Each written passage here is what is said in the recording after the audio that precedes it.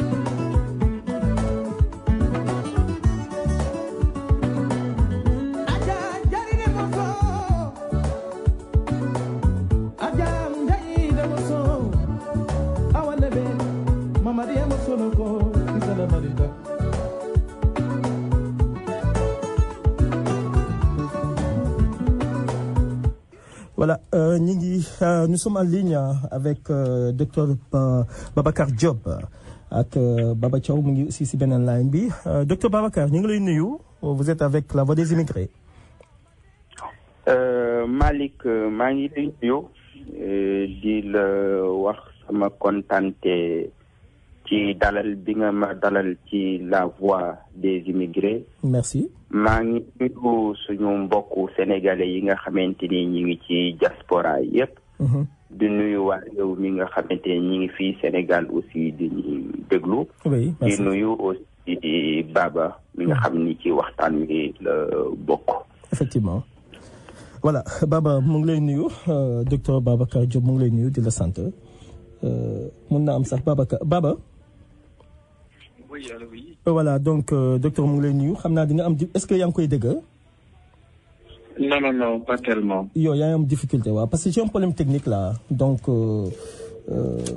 peut-être naa ko régler bu si kanamee donc docteur mu ngi lay nuyu di la sant. voilà docteur tu es avec la voix des immigrés ok ñun diaspora bi lañ fi toogal comme d'habitude émission bi la plupart c'est la diaspora nu ñuy dundee noonu la ñuy liggéey ak ñoom xam nga on va partout dans le monde di leen woo di xam ni ñuy dundee ak naka la ñuy ñëw ñi koy exposé fii ñu seet ni ngi leen mënee jàppale ñu jàppale leen mais ces 2 mois là dañu concentré aussi politique Sénégal parce que dafa am solo c'est un tournant très important xam nga dafa am benn instant boo xam ne dafa am ay fausse information yoo xam ne dafay dem information vraie et juste bi amul donc ñun dañu focus sur loolu loo xam ne dafa sérieux dafay dimbali diaspora bi day dimbali ñoo xam ne Sénégal après dinañ déglu kii bi waa Facebook ñu ngi lay nuyu ñu ngi lay seetaan ñu ngi lay déglu ok docteur dañu bëgg nga wax ñu sa jaar-jaar si PS ok ak na nga ñëw ba créer sa parti politique ak lu tax nga bay PS très important est-ce que loolu mën nañ ko xam. loolu dinaa ci kontaan lool. ndaxte lu jiitu sama PS man dama nekkoon dirigeant mouvement grève. ok nekk lycée Malick Sy bu Thiès nekkoon fa président du foyer du lycée Malick Sy année bi nga xam ni ci la Abdou Diouf ci daanu. xeex yi nga xamante ni ñoo ko mënee biir Thiès ba Abdou Diouf daanu ba jour bi nga xam ne Abdou Diouf mi ngi ñëw Thiès jour boobu ñu ngi fekk ci ay xeex yu méttee métti yoo xamante ni daanaka régime bu njëkk ba.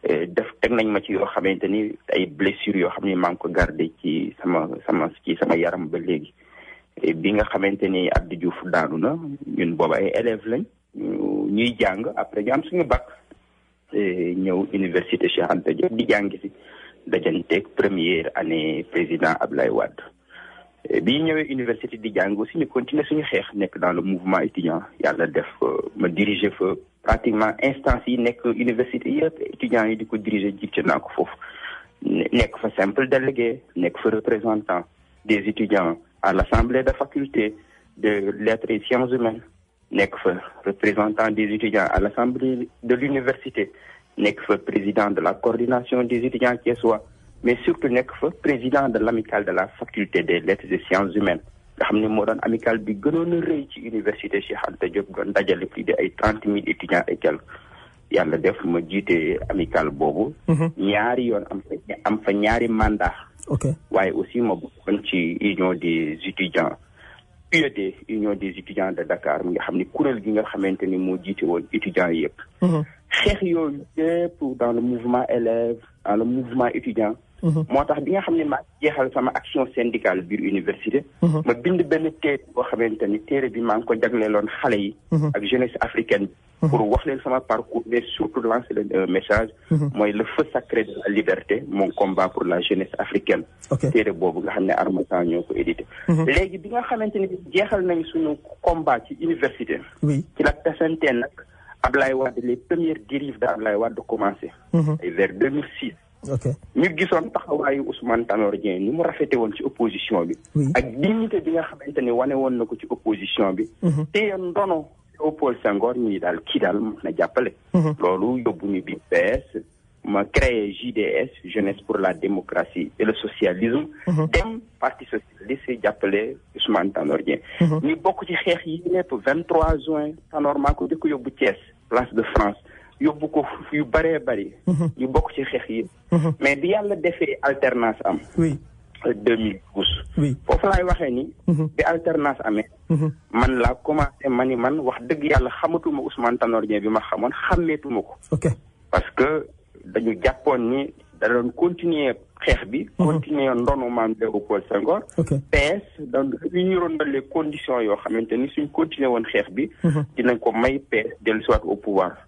moom nag ñu gis ne ay poste moo ko intéressé ak ñi ko wër. foofu nag laa commencé am ay divergence yu mag a mag man ak moom. ay divergence yu profonde ñoom woo nañ ma ba tey dig ma ay poste yoo xam ne pour ma toog yow xale nga. boo toogee ci parti bi. moo gën ci yow tu as l'avenir devant toi. aventure yi ngay jël da nga bëgg a sonal sa bopp. xanaa sa carrière politique mënoo ko gérer. PS lu ne dégg naa ko fa lu ne dig nañ ma ko fa. ma ni leen non. man je préfère être en phase avec les gens de ma génération que d'être en phase avec Ousmane Tanor Dieng ou Macky Sall. samay ñi ma paaseel ma bokk ak ñoom jamono ñu xamoon ma Thiès xamoon ma université. ñooñu ñaanuma yàlla ñu jëppi ma ci ay position yoo xamante ni ay intérêt dong moo koy lal ndaxte yàlla toroxaluma du ma toroxal sama bopp. donc man samay conviction moo ma gënal lu ne ma daal di génn parti socialiste bi nga xamante ni xeex bi métti na trop le 30 octobre 2017 ma bind lettre de démission Ousmane Tanor Dieng ñun JDS génn nañu parti socialiste bokkatuñu parti socialiste ci la ñu dem le 7 avril 2018 ñu taxawal suñu parti Force démocratique du Sénégal FDS gis nga Malick ñun ñu génn parti socialiste xam nga fu ma ko teg non léeg-léeg sax ñun oui lu tax toogu leen woon PS ndaxte gis nga bu fekkee yow da nga ni Senghorien nga wala Senghoriste da ngay xam ni Senghor ci parti la newoon ñu ngi nekkoon parti bu ñuy tuddee SFIO ak président Lamine Gueye c'est ça mais ba mu demee ba gisatul parti bi ni muy doxee mu jàpp ne parti boobu doxatul socialisme incarnetul socialisme Senghor dafa am fit daal di génn ak ñam àndaloon ñoom président Mamadou Dia ñoom Ibrahima Seydou Ndaw ñoom Valdiodio ñu am fit ñoom Ibrahima Sarr taxawal seen parti tudde ko bloc démocratique du Sénégal man foofa laa teg sama tànk ci am suñu fit génn taxawal FDS ñaan yàlla mu may ñu tabax parti bi nga xamante ni moo ëpp doole fuuf BDS ëpp doole fuuf parti socialiste ci kon au plan idéologique man foofu laa ko teg ba ñu génn ñu taxawal suñu FDS Force démocratique du Sénégal. Mais c'est tellement bien expliqué parce que Babacar Diop nit ñi dañ lay dégg nii rek ak yooyu quoi mais je pense que j'aimerais que yaa ngi avec la voix des immigrés il faut vraiment nga wax parce que vous faites face à la diaspora xam nga message bi dina jàll. ok je pense que lu nga xalaat nii ba def ko vraiment ku gëm boppam nga ku gëm sa bopp nga loolu moo tax nga def ko. mais léegi bu nga ko créé ba pare nga créé ko loolu moo tax nga créé ko quoi daal c'est-à-dire nga gëm sa bopp ok bëgg nga taxaw nekk un parti très fort au Sénégal ah mais maintenant fa nga toll dëgg-dëgg. waaw liggéey bi commencé nañ ko yaatal nañ ko parti bi mi ngi ci diaspora bi yëpp mi ngi ci Sénégal yi yëpp le parti est devenu un acteur majeur de la vie politique au Sénégal Idrissa Seck coow li moo fi ne mais ñun ñoo ko jëkk a investir à la place de l'Obélisque c'est ça parce que Idrissa bi mu fi toogee lu mat 6 mois 8 mois waxul génnaatam ci Sénégal yàlla ci sama loxo la ko jaarale loolu mooy dëgg loolu mooy am loolu mooy dëgg loolu mooy li am loolu moom la fi archive yi wane képp ku ñëwaat rek après te Idrissa li tax ma ànd ak moom c'est très simple bi ñuy créer suñu parti dafa am intelligence daal di ñëw fekke ko keroog à Sorano gis nga keroog Sorano dafa bi ñuy créer FD Sorano dafa fees ba nga xam ne sécurité Sorano mujj tëj porte yi ndax xamuñu nit ñi fan la ñuy jóge xamuñu fu ñuy jógee parce que nit ñi dañuy bëri surtout ay jeunes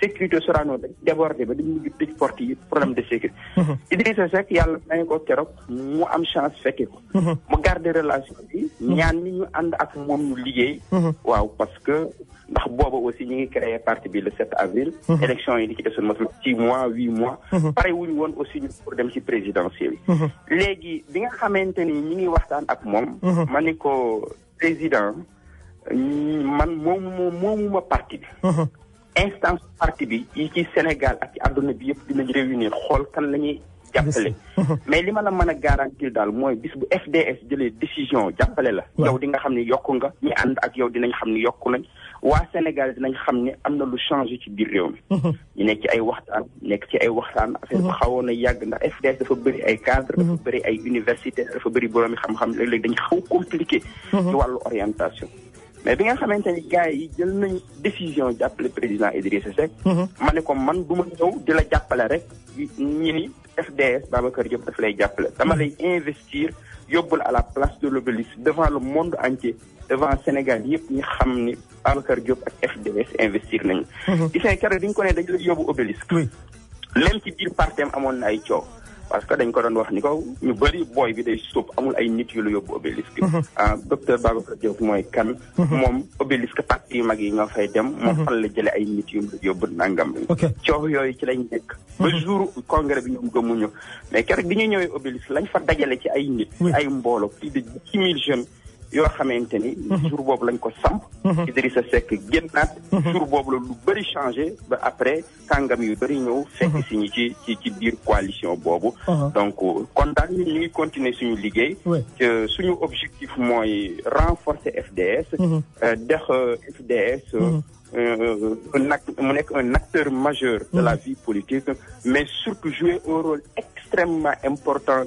au sein de l'opposition le rôle de leadership parce que Sénégal li mu soxla mooy ay ndaw yu fit yu organisé wu am xam-xam pour jàmmaarloo ak Macky Sall ngir ñu aar suñu démocratie défendre suñu démocratie yiir suñu démocratie ay patriotes yoo xam ni Sénégal moo leen gënal lu ne loolu lépp moo leen gënal lépp ndaxte képp koo xamante ni gis nga lu la ko jaral da ngay bàyyi lépp te ñoom gis nañ li ñu ko jaral li ñu ko jaral mooy suñu Sénégal mooy suñu réew mooy ndono bi nga xamante ni ci suñuy maam lañ ko jële muy ñoom Cheikh Ahmadou Bamba Seydi Hadji Malick Sy Baye Abdoulaye Niass Baye suñu maam Ibrahima Niass ak ñoom Léopold Senghor ñoom Mamadou Dia ñoom Cheikh Anta Diop ñoom Léopold Senghor ñoom Valdiodio Ndiaye ñun ndono loolu la ñu yor ndono loolu waruñu seetaan ba muy réer ndax ragal waruñu seetaan ba muy réew mi gënoon na metti ay tubaab yi nekk fi di jaay doole exactly Lat Joor Ngoone Latyr jàmmaarloo ak ñoom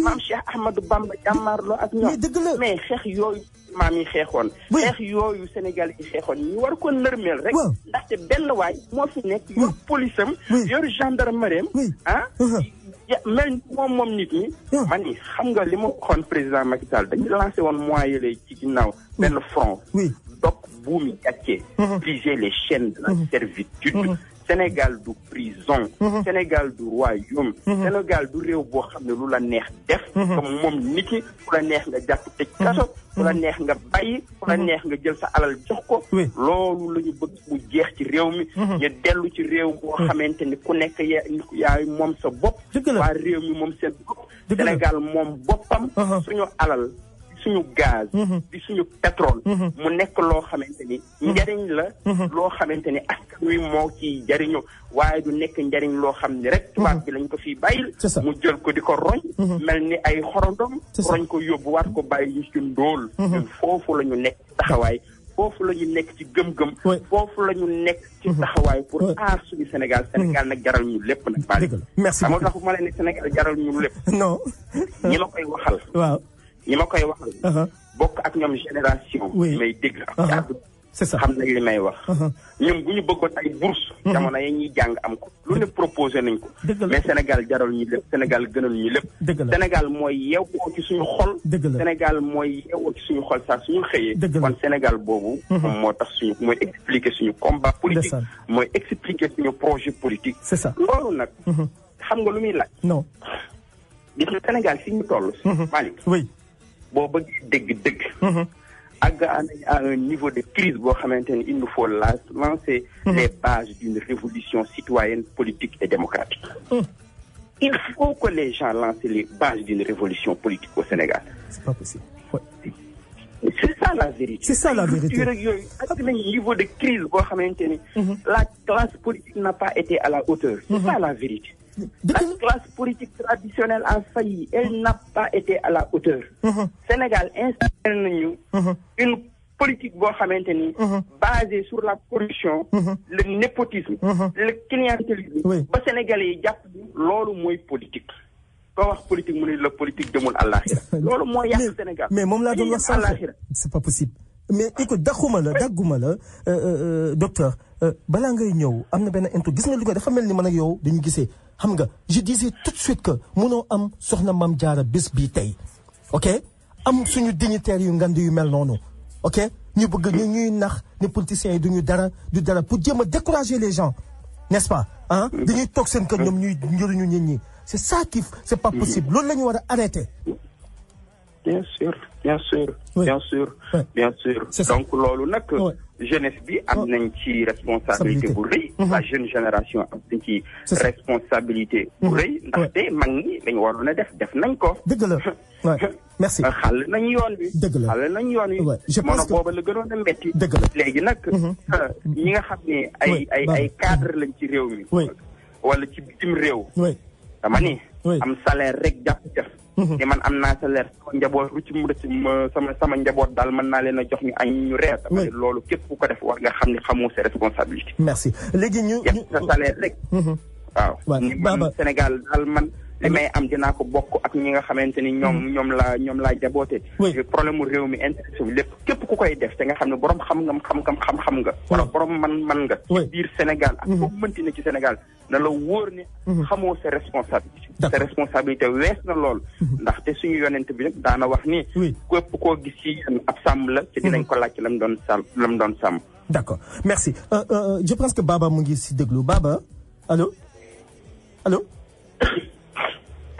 allo Baba oui am nga looy laaj docteur mu ngi lay déglu. waaw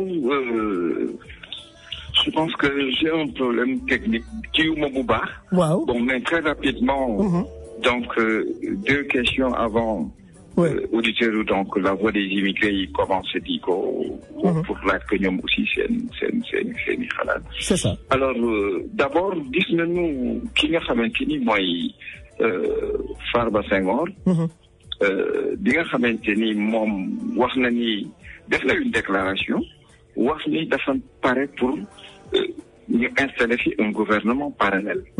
alors ñu gis ni Farba Senghor moom la mu wax mooy njort nañu que docteur Babacar Diop comprendre li nga xamante ni moom la Idrissa Seck bëgg a def. bon bëggoon nañu comprendre réellement est-ce que loolu nga xamante ni moom la Farba Senghor wax est-ce que noonu la demee est-ce que tey jii kii di docteur Babacar Diop réellement gouvernement parallèle boobu mu wax lu mu gëm la. loo xamante ni tey jii jàpp nañ ni war na mën a nekk Sénégal parce que am na ñu bëri ñoo xamante ni. ñoom lu ñu gis mooy xëy na dafa nekk une déclaration politique pour exister politiquement mais du loo xamante ni vu suñu système ni mu demee. loo xamante ni tey dina mën a prospérer Sénégal bon ñu bëggoon très rapidement ñu ñëw ci ñaari points yooyu benn bi di li nga xamante ni moom la Farba Senghor wax ni dafa bëgg donc. ni day installé gouvernement parallèle mais loolu mënut a ne parce que Idrissa Seck moom lan moo nekk ci xalaatam ensuite ñoom lan lañu xalaat ni tey jii moom mooy li nga xam ne moom la ñuy samp pour mën a taxawal gouvernement parallèle boobu parce que gis nañ dëkk yu bëri yoo xamante ni réussir ñu ko donc ñoom lan tey jii mooy seen secret boo xamante ni dina leen permettre ñu mën a réussir loolu. voilà dégg nga non docteur. waaw bon man Farba Senghor en général du ma yàq sama temps ci ay waxam ay kàddoom wala ay jëfam. man li may wax xam naa ko bu baax tatoné wu ma daal. lambatu wu ma cherché wu ma aussi à exister politiquement parce que yàlla def na. existence boobu am naa ko donc du loolu. li muy shadow cabinet ak gouvernement parallèle jaxase wu ma ko jaawale wu ma ko xam naa ko bu baax a baax a baax a baax. effectivement moom aussi lan la xam sama diggante ak Idrissa ba ni man li ma Idrissa Seck bëgg a def donc moom la comprendre non. je pense que proposition yi ma def man maa ko assumer devant l'histoire donc li may proposer aussi xam naa ko bu baax a baax a baax a baax. li ma expliqué mooy. bu ñu demee ba Sénégal li ñu amoon na ko su néew ci démocratie. oui muy le premier degré de la démocratie muy démocratie électorale. simplement une démocratie politique parce que démocratie gën na xóot lool. oui elle est à la fois économique politique économique et sociale environnementale. mais Sénégal ci démocratie électorale ci lañ toll. mais démocratie électorale boobu doon nañu may ñuy def ay vote yoo xamante ni. au moins plus ou moins suñu réew daana des ci stabilité. démocratie électorale boobu moo ñu may ñaari alternance politique. c'est ça président Abdoulaye Wade ak président Macky Sall. bu ñu demee ba démocratie électorale boobu ñu nërmeel ko daaneel ko. ci teguwul ci dara baktanu benn groupe. benn clan bu ndaw boo xamante ni ñu ngi ci président Macky Sall. ñu jël suñuy institution nërmeel ko daaneel ko xeexi ko ay nit tëj leen ci kaso bi. Khalifa Ababacar Sall ñenn ñi génne leen réew mi Karim Meïssa Wade. ñi def loolu jàppe sénégalais yi ay jaam. parce que ñoom jàpp nañ ni ñoo yor institution dama ni leen loolu bu ñu ci reculer wul ci boppam dina jur jéeye ci réew mi parce que nit ñi duñu ko nangu. injustice mënoo ko dëkkee ak nit ñi ba pare bu ñu waxee nga ni jàmm lañ bëgg soo bëggee jàmm da ngay doxal dëgg ndax dëgg moo jiitu jàmm. loolu la foofu lañ teg suñu tànk. ba defoon proposition à l'opposition. donc su Macky Sall reculé wul. je pense que su Macky Sall reculé wul. delloo ci xelam. ci yoon wi nga xamante ni ci la sóobu. il faut s'organiser faire face à Macky Sall. ci conditions yooyu ci lañ defoon proposition mise en place d'un gouvernement parallèle donc au Sénégal. Ouais, mais gouvernement boobu vous pensez que gouvernement parallèle bu c'est possible mën nañ ko moom la Baba di laaj ndax dinañ ko mën a assumer di ngeen voilà est-ce que dina mën a nekk. dans la vie rien n'est impossible. Tout est problème de contexte. ok li wóor rien n'est impossible. donc li ma bëgg a préciser rek ñu ci bëri ñoo xam ni seen xel peut-être tiitoon nañ jàpp ni man dama bëgg a indi fitna ci réew mi. indi non. ñun doxuñ ci loolu. te suñu yéene mooy jàmm ci Sénégal. sax li tax ñi def proposition bi sax pour wut jàmm. pour xam ni Macky Sall na xam ni àgg na ligne rouge boo xamante ni mënatu ko passé. donc ci wutum jàmm. ndaxte jàmm boo ko da ngay équilibré léeg-léeg donc loolu. donc naam yombul. loolu mën naa ci d'accord bu baax a baax. waaye indi jur na ay xalaat yu bëree bëri yoo xamante ni échangé naa ci diaspora bi. yu bëree bëri ku ci nekk wax nga mën ci sax xalaat un peu parce que nag su ma waxee dëgg aussi réaction yi ci gën a favorable yi ci bëree bëri. xalaat yu bëri diaspora bi waxtaan nañ ci yu bëree bëri. yoo xamante ni lii nañ ci et jàpp naa ni. idée bi am na ñu jàpp ni mën nañ ko améliorer. parce que am na lu gën a efficace lu gën a politique vu le contexte bi ñu nekk au Sénégal et ci moment bi ñu ne. loolu yaakaar naa ni dinaa ci indi ay tontu fii ak altine incha allah. àdduna dinañ ma ci dégg Sénégal dinañ ma ci dégg ci loolu dinaa ci indi ay tontu bu baax a baax ci évolution idée boobu bu soobee yàlla. d'accord je sais pas si Baba yaa ngi ñuy déglu Baba allo Baba. oui. voilà donc dégg nga wala y a toujours un problème technique yaa ngi dégg lu professeur wax. tu as toujours un problème technique. Toujours. Non, toujours. Voilà. Donc, je vais continuer avec lui parce qu'il y a un problème technique. Oui. Voilà, c'est ça. D'accord. Donc, professeur, docteur, c'est 19 là, voilà, c'est 25. OK? Il y a une composé vraiment opposition bi. Sénégalais, ils sont inquiets. Sénégalais, vous êtes là-dedans. Vous avez travaillé là-dedans. Vous avez fait des propositions. Mais fan ngeen tollu exactement, s'il vous plaît.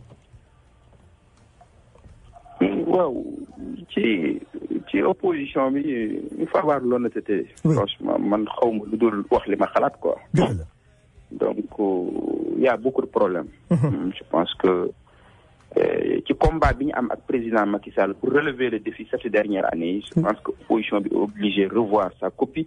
revoir stratégie revoir organiser wu restructurer wu. parce que y a de sérieux problèmes lépp loolu moom képp kuy observateur rek war nga ko mën a comprendre à ce niveau.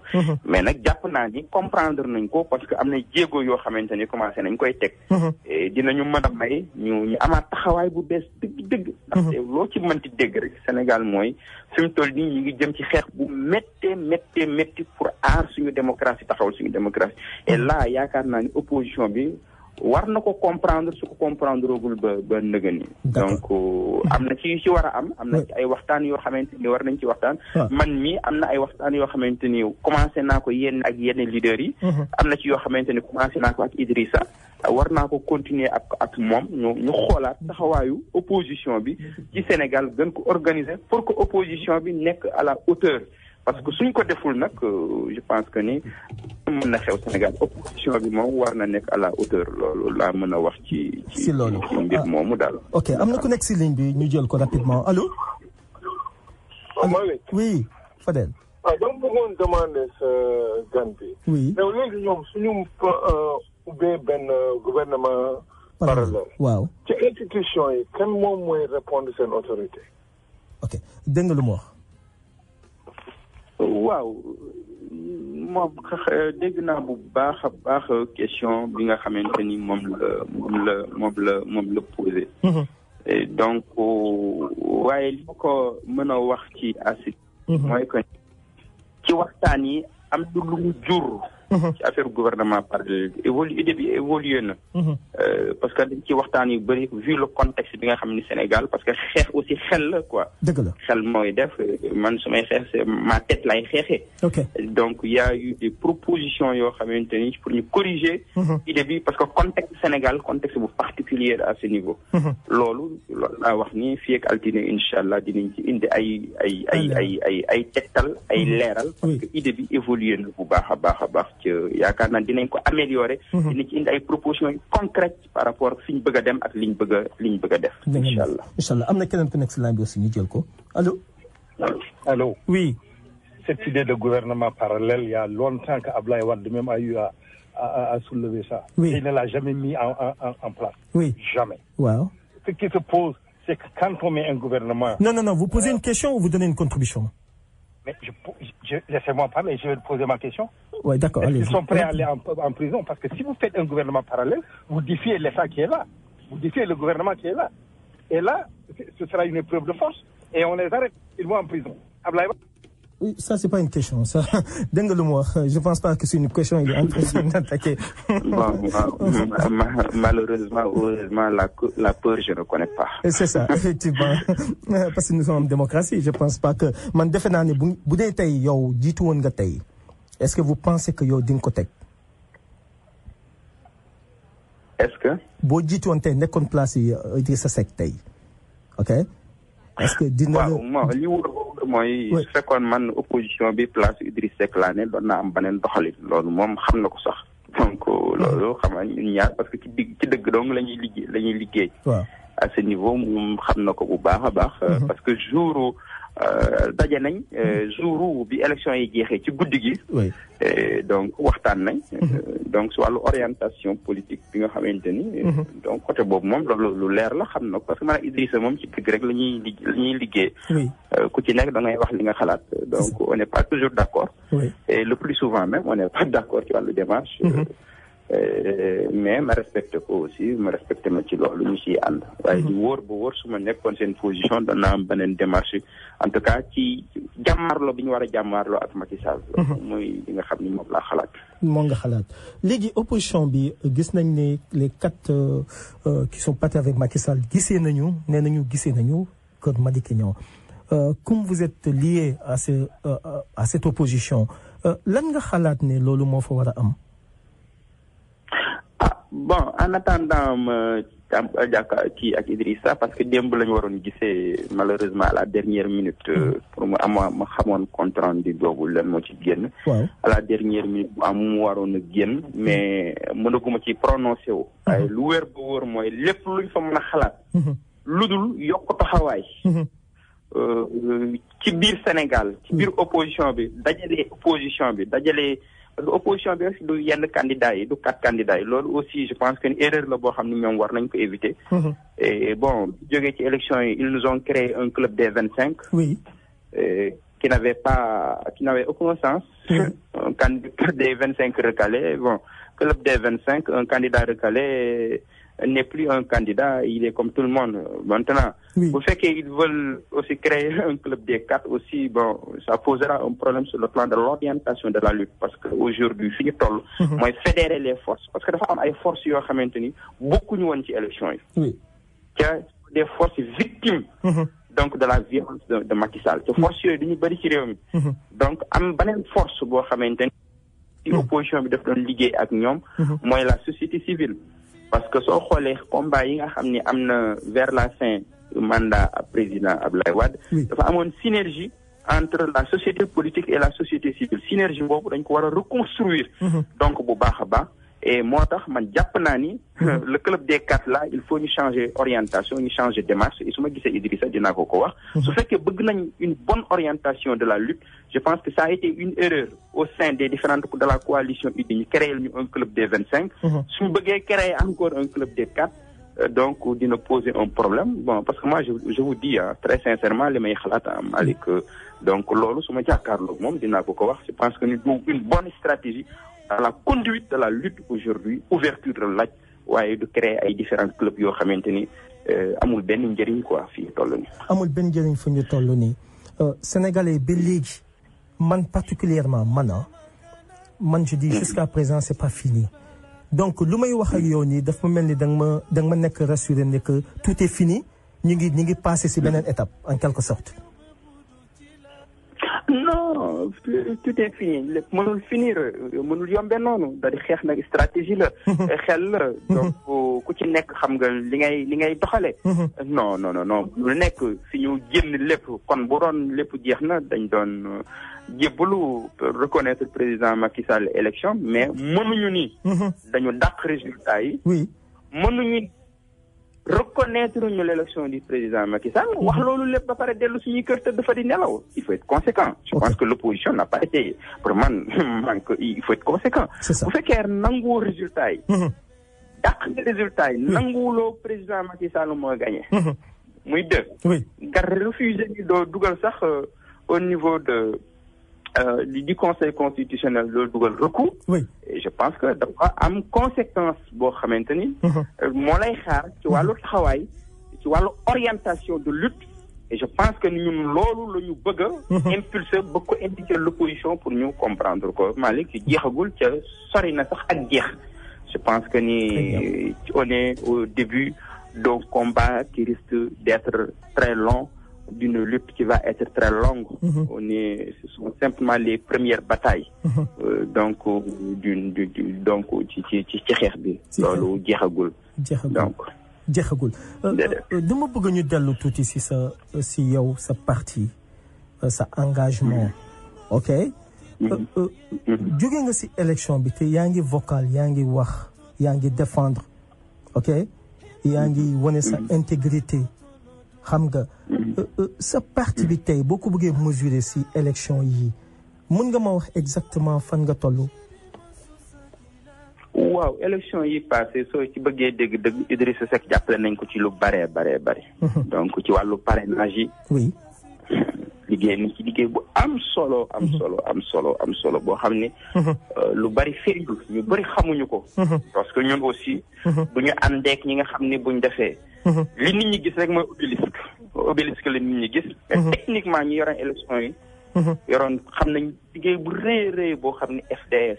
liggéey na ko ci parrainage. te li may wax nii lu leer na la.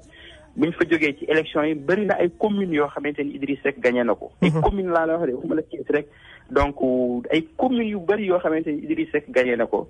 donc ca taxawaayu FDS moo ko waral dama lay jox benn exemple rek. parce que am na yeneen. li nga xam ne peut-être moom la Sénégalais yi di gën a xam boo xoolee commune bu tudd Taïba Ndiaye ci département Tivaouane. c'est ça Alelo ñëpp xam nañ ko. Alelo président commune rurale ñëpp xam nañ ko taxawaayam. daanaka depuis 1988 mooy gagné Taïba Ndiaye commune boobu keneen musu ko mën a gagné. c'est ça bu demee ba perdre ko premier tour. perdre commune boobu premier tour. premier tour bi Idriss Seck gagné ko fa. loolu taxawaayu FDS ak militant FDS yi nga xam ne ñoo nekk Taïba. ñoo mën a permettre en si peu de temps. commune boobu basculer ak yeneen commune Noto Guy Jama ay Pire si yooyu yëpp nga xamante ne dans le département de Tivaouane nga ñëw biir Thiès si Idrissa Seck renforcer pour taux si biir Thiès ba récupérer le département de Thiès.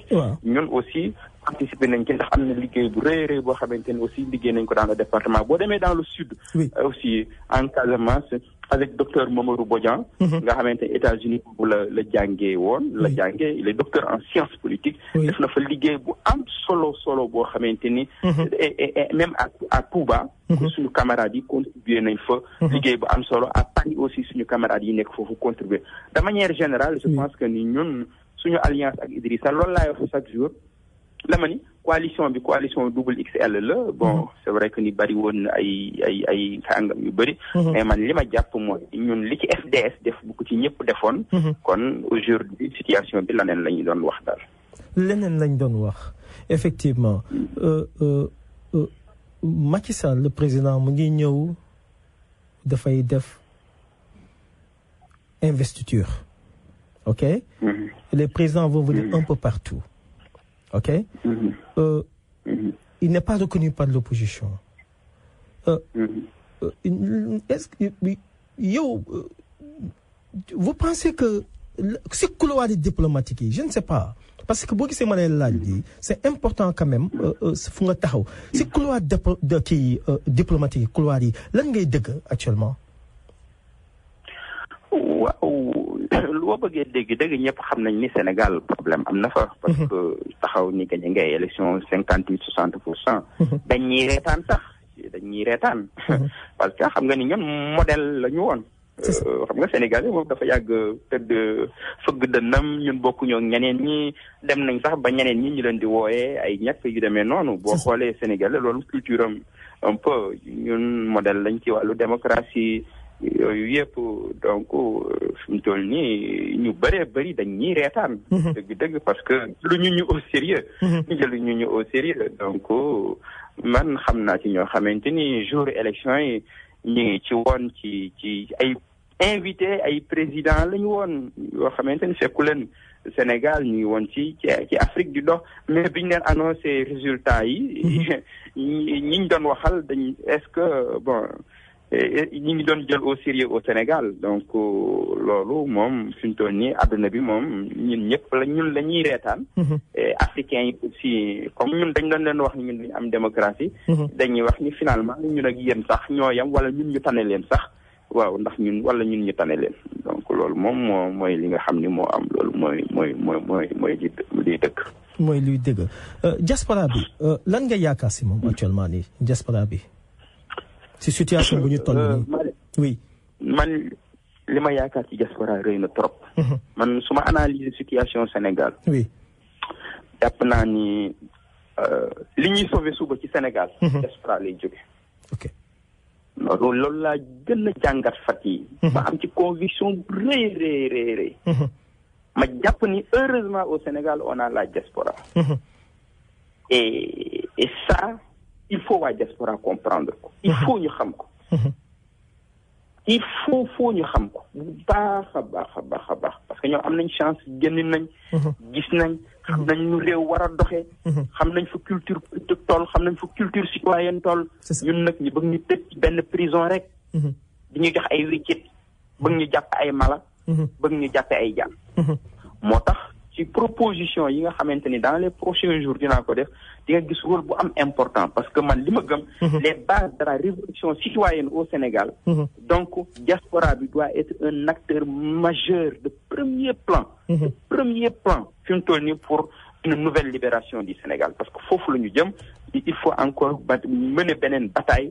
muy la bataille donc de la libération de notre pays pour que nit ñi définitivement ñu moom seen bopp ñu am une indépendance politique économique sociale et culturelle ñu am ko vraiment avec la diaspora donc kañ est-ce que prévoir nga ay sorties pour dem diaspora ba waxtaan ak ñoom wala ban forme de communication nga bëgg a am ak diaspora bi. waaw diaspora bi commencé nañ di wax yu bëri de façon dinaa def une tournée internationale parce que idée yi ma bëgg a porter dans les prochaines semaines prochains mois dafa laaj dëgg donc communication directe parce que on va porter dans les prochains jours donc les bases d'une révolution politique au Sénégal et ça li ma bëgg dëgg mooy diaspora bi impliqué wu ci bu baax a baax vraiment foofu laa leen di xaar parce que Sénégal kenn warul seetaan situation bi ni mu toll ñëpp war a impliqué mobiliser les forces qui sont à l'intérieur du pays les forces démocratiques les forces nouvelles yi nga xam ne ñu ngi ci pays bi mais surtout ñu mobiliser potentiel bi nga xamante ne am nañ ko ci diaspora bi pour que au Sénégal ñu mën a lancer les bases d'une révolution politique citoyenne au Sénégal démocratique et populaire et je pense que ni dans les prochaines semaines prochains mois donc idée yooyu dina gën a def parce que ñu ngi ciy bind lu bëree bëri am na ay boroomi xam-xam yu bëree bëri ñu ngi ciy waxtaan ñu ngi ciy xalaat ñu ngi ciy échanger ñu xool parce que Sénégal moom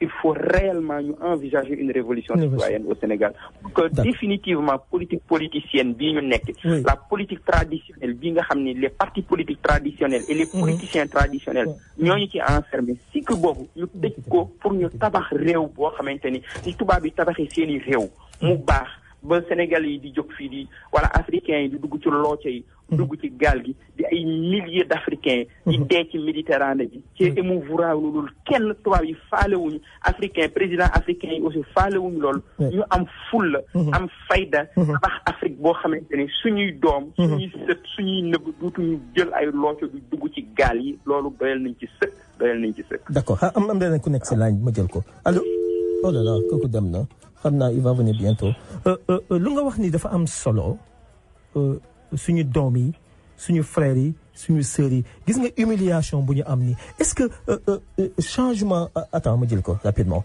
allô. ah Malick ça va. Ouais, ça va très bien. Bien content na. Merci bien content na Mbaye Jola ile mu jumaleti. Telo Ablaye. Ablaye kontanante. Kontanante. Ha il a fait mon fola. Il a. Non ça invité bi laa bëggoon poser benn question. waaw vas-y mu ngi lay déglu. waaw dafa nekk diaspora bëgg na mu impliqué ci démocratie Sénégal dama lu ma koy laaj est-ce que bëgg na. démocratie bi américaine bi. ñu am ko bu mel noonu Sénégal su boo waxee waaw. est-ce que bëgg na ñu légaliser góor jigéen Sénégal. est-ce que bëgg na ñu éduquer xale yi ci Amérique fii ñu éduquer ko Sénégal. vie américaine bi est-ce que bëgg na ko sorti Sénégal loolu laa ko bëgg a laaj. d'accord docteur dégg nga lu mu wax. non man bokkuma ci ñi nga xam ne dañuy singer di recopier. non dama gëm ni Cheikh Ahmed Bamba bi mu ñëwee. mu fekk fi l'islam. dafa réinventer l'islam boobu dans un contexte sénégalais. réellement. moo ko mën a may liggéey bu rëy bi nga xam ne liggéey na ko bu efficacité nan jotewu ko woon nam ko jote woon rek. non daal koy dugal dafa am capacité mu réinventer ko. dans un contexte sociologique bi mu nekkoon. démocratie aussi boo ñëwee dëkk bu mel ni Sénégal.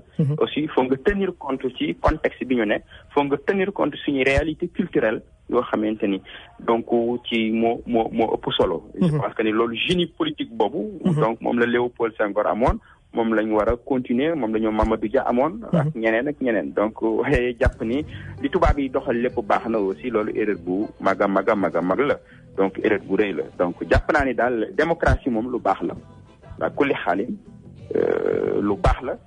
dañ ko war a yiir dañ ko war a aar. wala aussi dañ ko war a réinventer par rapport ak contexte bi nga xamante ni ci la nekk réew mu mel ni Sénégal wax dëgg yàlla ci góor jigéen googu dinaa ko ci tontu. réew mu mel ni Sénégal contexte bi ñu nekk au Sénégal. wax dëgg yàlla mënuma encourager lu toll noonu. voilà loolu c'est je pense que dégg na lu nga wax nañu ñëw tuuti ñu bëri ñu ngi wax ne ok. chef religieux yi ñoo tax tey lu opposition war a defu ko est-ce que vous êtes de cet avis. non loolu aussi dañ bëgg a taqal chef religieux defuñu dara lañu pense que ni opposition bi ci boppam moo war a seetaat taxawaayam ak doxalinam parce que liñ bëgg a doxal ñu ngi koy doxal. loolu je pense que excuse bu yomb la. oui excuse bu facile la. oui donc mënuma ànd ci analyse yooyu. opposition ay mag yi jëm lañ ay muskàllaf lañ ay chef de parti. ñoo ci nekk assumer seeni responsabilité dem ci ay élections. nga jóge fa. bëgg a làqutoo chef religieux. man loolu boobu idée mënuma ci ànd. mënoo ko ànd d'accord am na ku nekk si laaj ma jël ko allo. waaw mani. oui.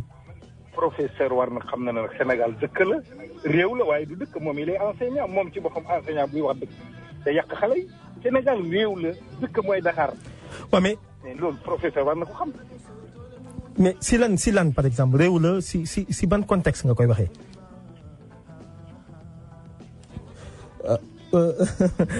mën naa la wax docteur kii c'est un ami de Tanor il joue pour le PS.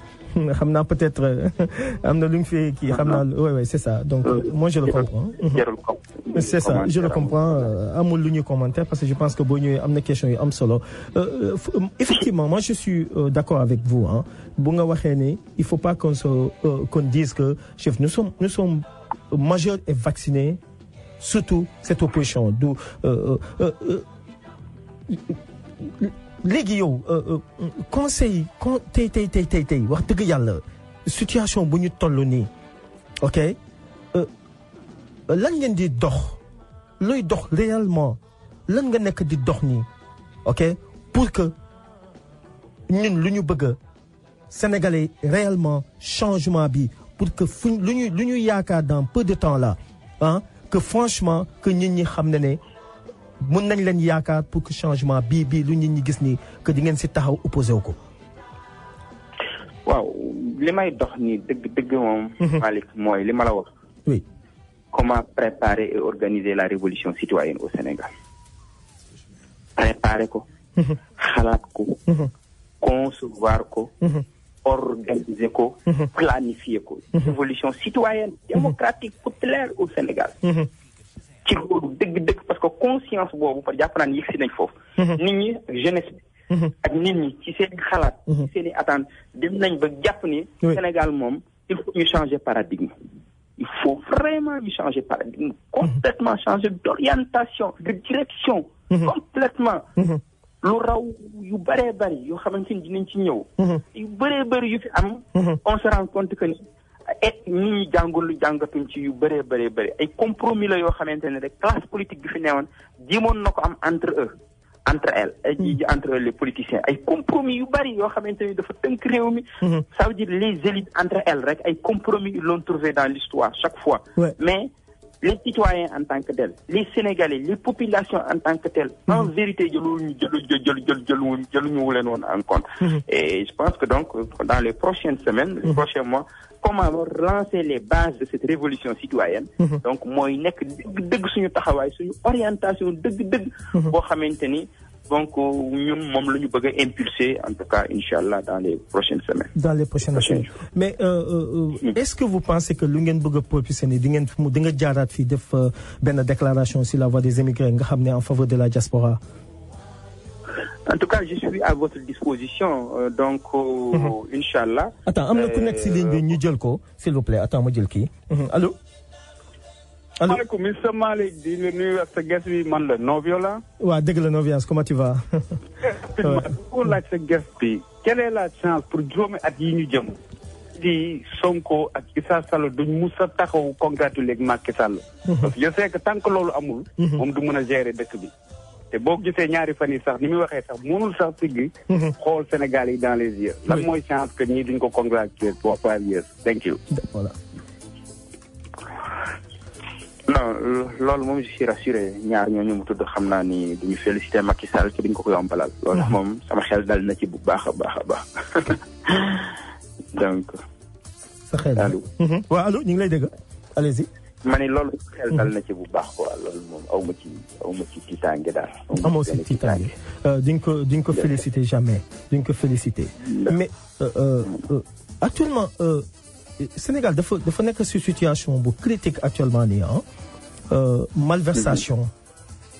malversation sur tous les plans ok. est-ce que dina yomb ci 5 ans pour régler le problème là parce que lu ñu yàq bëri na de. non Macky Sall moom bu bëggee dégg taxaw fii di xaar dara ci moom. oui en tout cas ñi nga xam ne ci camp changement lañ ne. ci camp rupture ci camp révolution lañ ne. waaw ci camp conscience bu bees bi lañ nekk. toog fii di xaar dara ci moom war ngay calculer pour man yàq say wax la ak yàq sa temps la quoi. xaaral ma jël kii nag donc. bàyyi ma jël kii s'il te plaît dama bëgg gars yi allo. allo Malick. oui. moo gën a laaj sa waa ji professeur comme yàgg na ci politique bi mais ñaata élection lañ amagoon Sénégal maanaam président bi élection am ñu gagné ñu félicité ko parce que man li ma jàpp yaakaar naa président bu nekk acting rek moom mas a am défaite félicité ki koy wuutu mais président opposant musul félicité président Sénégal. d'accord dégg nga. non daanaa am 2000 amoon nañ occasion boobu. génn ci ay élection ñu félicitante. ki xam ki gañe am ki gañe xam ni moo gañe. ki ñu gañe aussi félicité ko amoon nañ ko aussi 2012. oui donc à ce niveau. loolu lépp xam nga la muy wane. mooy démocratie Sénégal dafa defoon ay jéego yu am solo. boo xoolee bi ñu jógee ci 92 code consensuel bi nga xam ne amoon na autour du président Kéba Mbaye. oui ñu amélioré ko en 97 autour du professeur Ibou Diaité. dafa mayoon démocratie sénégalaise mu def ay jéego yu rëy. yoo xamante ni may nañu installé ONEL. mayoon na aussi ministre de l'intérieur bu neutre. mayoon na yu bëree bëri yoo xam ay amélioration amoon nañ ko ci système électoral bi. ba nga xamante ni nit ñi doon nañ mën a envisager dem élection ci situation bu dal loolu lépp nag le président Macky Sall nërmeel. indil ñu ay jéego yoo xam ne ci ginnaaw la. ci suñu démocratie. ndaxte fichier électoral sax bu ñu demee ba Sénégal kenn xamul ban fichier moo baax ak bu baaxul. donc nga modifier le code électoral nu la neexee. nga ñi nga bëgg génne ci kaso bi ñi nga bëgg a tëj nga tëj leen. donc loolu lay tudd chaque jour ni damay dem lamb ja. waaye ñi may bëreel maa leen di tànn. arène ba ñu koy bëree maa koy tànn. règlement bi maa ko bind. arbitre yi koy arbitre maa leen di tànn. donc loolu du ak njàmbaar loolu du ak njàmbaar. voilà ñu jël dernier auditeur. nañ jël dernier auditeur bala ngay tëj allo. tontu li ko waaj laaj waaj. voilà c'est ça ñi ngi doon wax léegi si je suis changement générationnel bi mooy ñëw xamal ne jeex na yéen la Sonko ak ñeneen ñoo xam ne ay xale lañu yaakaar ngeen ne vous pouvez faire le poids nga tëjaale si ak dans une minute nga tëj si lii. Oui, bien sûr. Au Sénégal, il y a une tendance lourde aujourd'hui. Il faut aller vers un renouvellement. Renouvellement, il y a un axe là. C'est ça. Il faut un renouvellement du personnel politique. Oui. Am ay xar kanam yu bees. ay ndaw yu bees. yu jàng am xam-xam am intégrité am mën a garder seen dignité. C'est ça. ci langue politique mais doyul. Oui. Il faut surtout un renouvellement des idées. Et là moo gën a jafe. am xar kanam yu bees yomb na. du dara. mais surtout un renouvellement des idées. ñu am ay jeunes. yoo xamante ni dañu mën a taxaw sur le plan idéologique. wax seen orientation idéologique. am fit mën ko assumer. mën ko bind de manière très claire. orienté ko idéologiquement. ci àdduna bi toll. lii la ñuy gis mais si ñu nekk ay jeunes. yoo xam ne porteurs de projets politiques. mais surtout porteurs de programmes. parce que foofu la ñuy xaar donc la nouvelle génération. te jàpp naa ni. nouvelle génération bi dinañu jàppale. ñu clore benn cycle politicien bi nga xam ne depuis 1963. mi ngi ci pays bi à partir de la crise de 1962. crise politique politicienne boobu. ñu clore ko pour vraiment. li ma wax ñu mën a lancer les bases d'une révolution citoyenne. Au Sénégal. Merci beaucoup temps bi jeex na ñu ngi lay sant di la gërëm di la ne la prochaine fois il faut déclaration boobu bëgg nañu nga ñëw fii avec dans la voix des immigrés pour nga def ko. Oui, Inch'Allah, je vous donne ma parole bu soobee yàlla dinaa revenir. et pour def déclaration bi indi ci ay clarification yoo xamante ni war na dinaa ko ci am kontaan naa bu baax. ci dalal bi ngeen xam dalal ngeen ma. maa ngi nuyu waa diaspora bi yépp. di jàpp ni suñu waxtaan wi dina am solo. pour ëllëgu Sénégal. Merci beaucoup jërëjëf thank you.